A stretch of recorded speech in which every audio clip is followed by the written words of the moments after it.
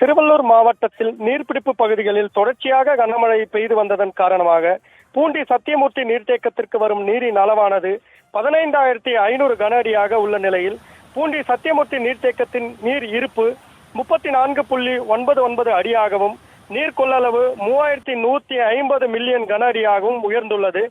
ஏறக்குறைய பூண்டி சத்தியமூர்த்தி நீர்த்தேக்கமானது தனது முழு கொள்ளளவை எட்டியது என்று கூறும் அளவிற்கு தற்பொழுது நீரானது முழுமையாக நிரம்பியுள்ளது.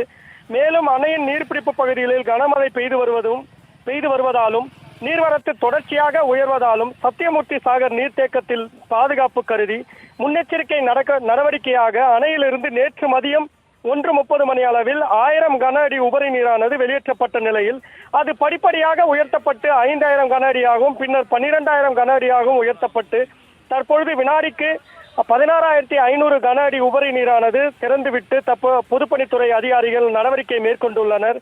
மேலும் நீர்த்தேக்கத்துக்கு வரக்கூடிய நீர்வரத்து தொடர்ந்து அதிகப்படியாகும் நிலையில் கூடுதல் உபரி நீர் படிப்படியாக திறக்கப்படும் எனவும் பொதுப்பணித்துறை அதிகாரிகள் தெரிவித்துள்ளனர்.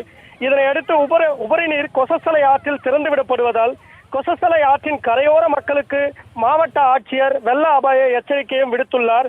மேலும் அந்த கிராமங்களான நம்பாக்கம், கிருஷ்ணாபுரம், ஆற்றம்பாக்கம், ஒதப்பை, நெய்வேலி, எறையூர், பீமந்தோப்பு, சீமாவரம், நாப்பாளையம், இடையன்சாவடி, மணலி, புதுநகர், எண்ணூர் மற்றும் கொசஸ்தலை ஆற்றின் இரு புறங்களிலும் உள்ள 50க்கும் மேற்பட்ட கிராமங்களில் வசிக்கும் நபர்கள் பாதுகாப்பான இடங்களுக்கு செல்லும்படியும் மாவட்ட ஆட்சியர் வெள்ள அபாய எச்சரிக்கை விடுத்துள்ளார்.